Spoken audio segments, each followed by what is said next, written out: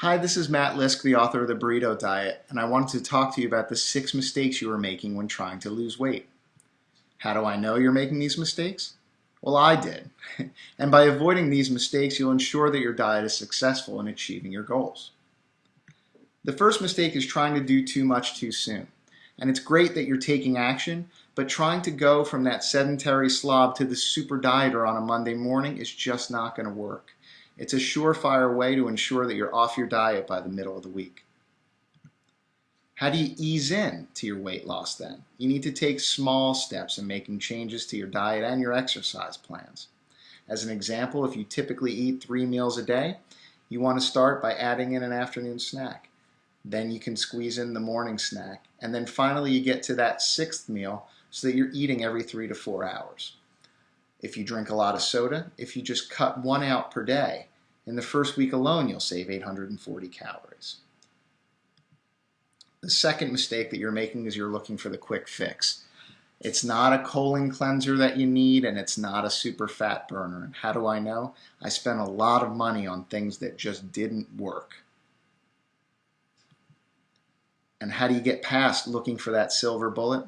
You need a solid diet plan that achieves satiety, that feeling of fullness that you get from your meals, that creates a calorie deficit for you, burning more calories than you take in, that controls your portions. It creates the calorie deficit by eating less.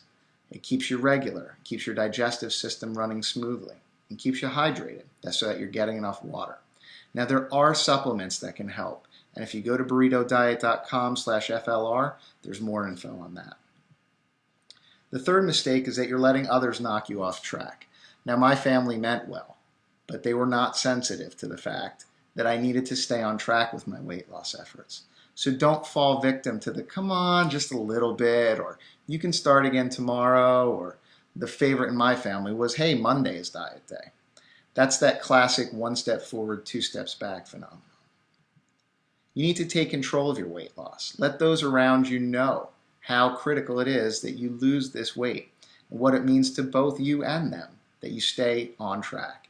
And if you have to, make a fitness pact with your loved ones that says, here's what I will do, here's the time frame I'll achieve it in, and here's the consequences if I don't. And you need to talk about those consequences of not taking action. There are financial implications, medical implications, and even emotional implications of not losing weight now. The next big mistake is that you're not getting back on the wagon immediately after you fall off. So frequently, towards the end of a week, I would start to slip and eat meals that weren't on my diet. And since I was already off the wagon at that point, I would just wait until Monday to start over again.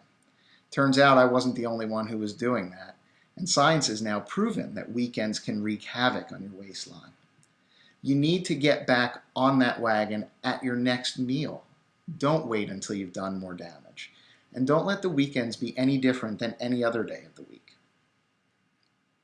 With that said, though, you're trying to be perfect every day, and life is not perfect, and your fat loss diet shouldn't be either. You can't expect to follow your diet to the T every single second of every single day. If you do, you're setting yourself up for failure, which is why we apply the 90-10 rule to your nutrition and your exercise. The 90-10 rule is really simple. Stay on your program for 90% of the time, and you won't be hurt by the 10% of the time that you're not on your program. And this holds true for both diet and exercise. And finally, you're not setting realistic expectations. If it took you your entire life to reach the point that you're currently at, do you really expect to lose all of that weight in 3 weeks? It's just not logical. Don't believe the claims that some products make, whether they're pills or potions or drinks. They are not going to work. You need to get back to reality. You absolutely must set goals, and they must be realistic. 1 to 2 pounds of fat per week after a large upfront water weight loss is more than reasonable an expectation.